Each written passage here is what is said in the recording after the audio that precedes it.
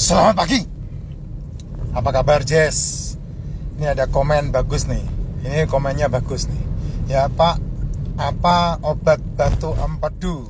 Tolong, Pak. Ya, obat batu empedu ya operasi.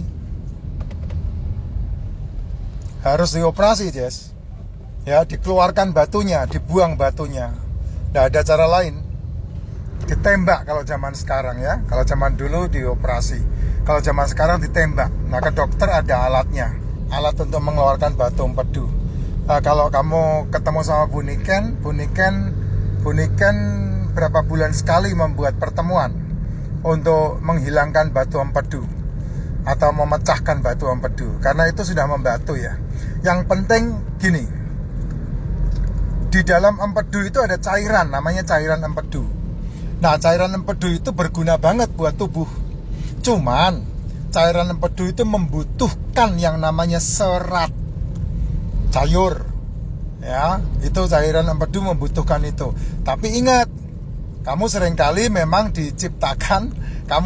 memang diarahkan untuk terjadinya batu empedu, supaya ada kerjaan, supaya ada pengeluaran, supaya ada bayaran.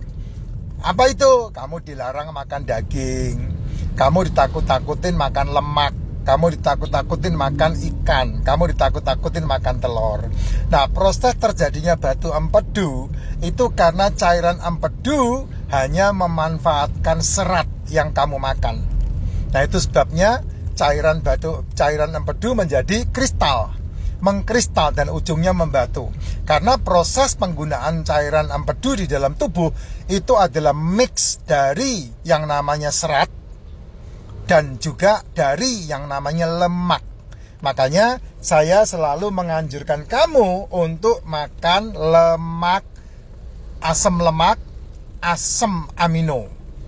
Asam lemak, asam amino itu terdiri dari yang namanya telur, ikan, daging, seafood. Itu asam lemak, asam amino. Ingat satu hal, asam lemak, asam amino itu bisa dipecah menjadi karbo. Bisa dipecah untuk kebutuhan-kebutuhan yang lain. Tetapi yang namanya karbohidrat, serat, itu tidak bisa dipecah untuk menjadi asam amino dan asam lemak. Nah, serat pun di dalam ususmu itu lambat banget untuk dicerna. Nah, lambat untuk dicerna dan lambat untuk diserap. Nah, itu hal yang perlu kamu perhatikan dalam kehidupan kamu gitu. Tapi kalau kamu makannya telur, makannya ikan, makannya daging, makannya seafood, nah itu semua yang dimasak kan sebetulnya sudah mencukupi kebutuhan kamu untuk masalah-masalah yang berhubungan dengan karbohidrat.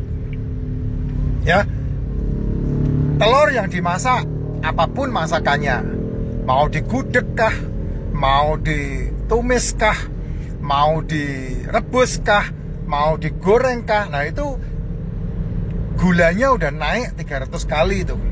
Daging mau ditumis kah, mau dibakar kah, mau dipepes kah, mau diapakah, nah itu kadar gulanya sudah ada lebih dari 300 kali dari apa yang kamu nikmati makan gitu. Karena apa? Karena segala sesuatu yang dimasak itu sudah ada unsur gula di situ. Sehingga kalau kamu sudah berusia 35-40 tahun, saya sarankan kalau memang kamu masih suka nasi, ya saya sarankan 1 sendok aja udah cukup. Ya, 1 sendok nasi maksudnya. Saya selalu mendapat pertanyaan, 1 sendok apa, Pak? Skop. Ya, skop. Ya 1 sendok nasi lah, Jess. Masuk kamu makan pakai skop? Kan nggak mungkin. Nah, 1 sendok udah cukup. Nasi 1 sendok. Nah, kayak saya udah membuktikan diri saya nih. Badan itu bener-bener fit banget. Baik stamina tubuh maupun kelaki-lakian. Tanpa obat, tanpa tambahan-tambahan OBAT yang lain. Dari apa ya? Dari cara seperti itu. Mengasupkan yang dibutuhkan sama sel tubuh. Nah, itu dia. Ya kalau problemnya di batu empedu ya kelolalah tubuhmu, ya. Kalau makan sayur boleh enggak, Pak? Ya saya kan bilang saya enggak pernah membahas tentang sayur. Tapi kalau kamu makan sayur kan silahkan aja. Saya juga enggak pernah membahas tentang saya makan sayur. Tapi kalau ada sayur ya saya makan. Kangkung saya makan. Terutama sayur-sayuran yang tidak berwarna hijau itu saya paling doyan. Kayak semalam di plat L saya makan pecel. Ya sayurnya toge tok, makan toge, pecel toge, nggak ada masalah, gitu. Ya kenapa toge dimakan pakai nasi nak? Nah, saya nggak makan pecel toge pakai nasi. Kenapa ya? Karena bumbu pecelnya itu sudah setara dengan satu piring nasi.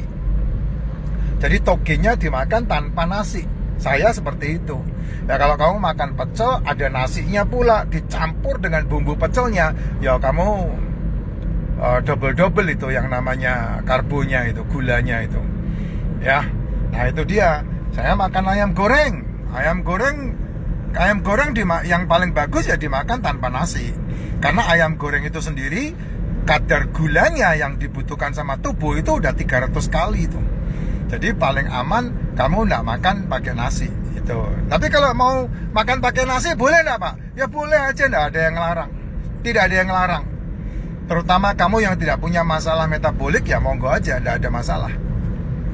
Asal kamu membiarkan tubuhmu lebih banyak lapar ketimbang kenyang. Nah itu kamu makan apa saja tidak ada problem.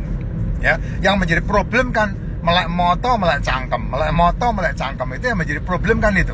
Begitu ngelihat kamu makan, begitu lihat kamu makan, ya, kamu tidak bisa memberikan waktu untuk istirahat pankreasmu.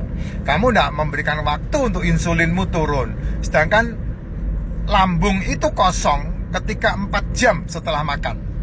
Lambung itu kosong, artinya semua makananmu berpindah dari lambung menuju ke usus. Itu membutuhkan waktu 4 jam. Ya, yang paling lama di lambung kan itu yang berhubungan dengan daging, yang berhubungan dengan protein, yang berhubungan dengan asam amino, asam lemak itu. Ya, itu paling lama di lambung. Nah, batasnya tidak ada makanan di lambungmu lebih dari 4 jam, itu tidak ada. Semua makanan di lambungmu pasti hancur dengan asam lambung. Dan itu 4 jam. Ya paling lama ya daging lah. Telur, daging, ikan, seafood itu paling lama 4 jam.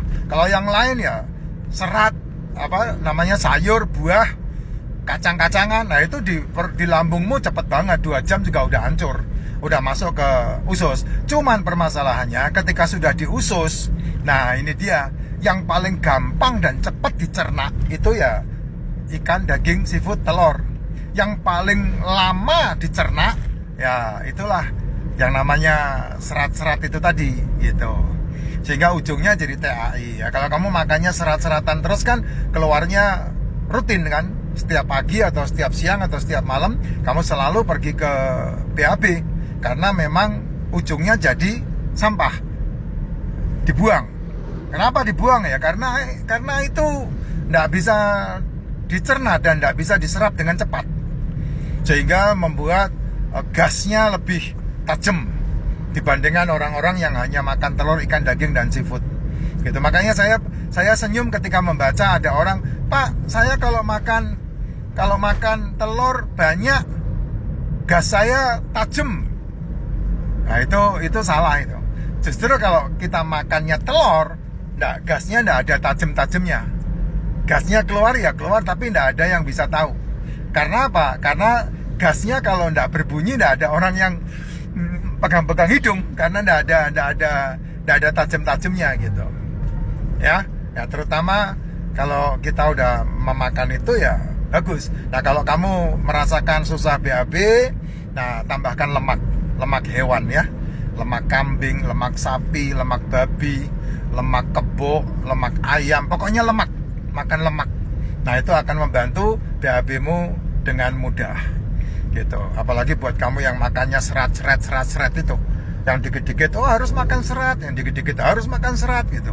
Ya itu kan tidak bisa dipungkiri itu, karena memang udah turun-temurun kamu diajarinya begitu. Kalau saya udah full hari ini, selama 6 tahun ini ya makanan saya ya antara telur, daging, ikan, dan seafood. Dan satu kali saya hanya makan 1 kali, antara jam 4, 5, atau 6, atau 7, itu saya. gitu ya.